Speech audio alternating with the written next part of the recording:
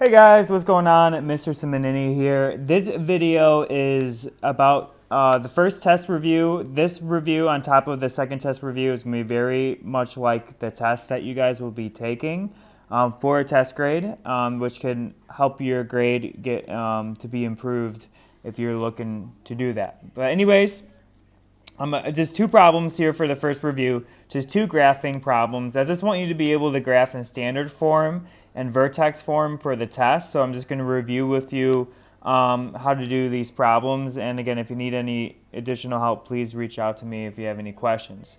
When it's in standard form and you're graphing, remember in order to find the vertex, you have to do the opposite of b over 2a. That's the formula that you use. I already have it written down here. So the opposite of b is -4 over 2 times 1 because my a is 1. You can put that in your calculator or whatever, but when you put it in your calculator, you get -2 as your x of the vertex in this case. Whatever you get for the x of the vertex, you must plug that number into the y of the vertex. So in this case, since we got -2, we plug this into the equation here. So we plug -2 into the equation. Again, if you need to use a calculator, again, decimals.com, scientific calculator, very much like our calculator in class, our yellow one.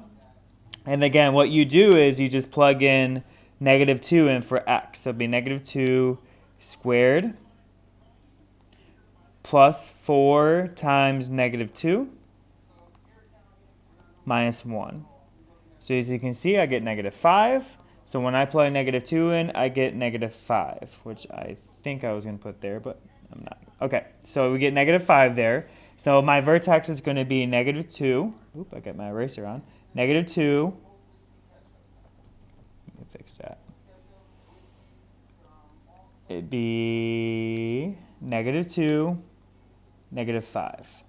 So again, you put that in the middle of your table. So again, that is your vertex. Now, in order to get your x's, again, you have to come up with the x's by yourself. I do two numbers before -2, so in this case, it would be -3 and -4, and two numbers after -2, so -1 and 0. And then you can go to decimals.com. It's going to hit back button here. Hit the graphing.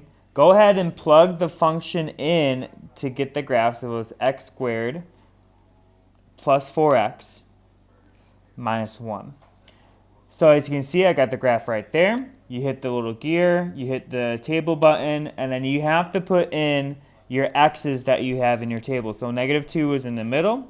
Then I did two numbers before, so -3, -4, two numbers after, -1 and 0. And as you can see, I get my y's that I want, so -4, -1.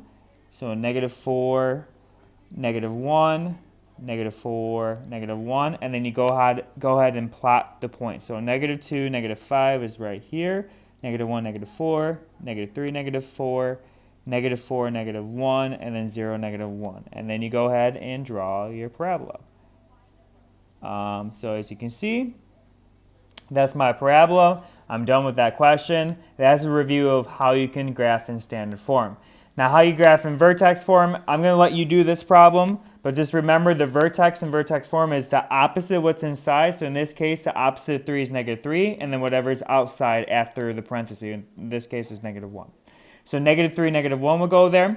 Then two numbers before -3 would be -4, -5. Two numbers after would be -2 and -1. And then you can just go to decimals.com, erase the one you just did, and then put that one in there. And then you kind of make your table up just like I did for number 1. Anyways, again, this is going to be two questions, very much like two questions on the test that you guys will be taking. If you have any questions, then please let me know. Thanks.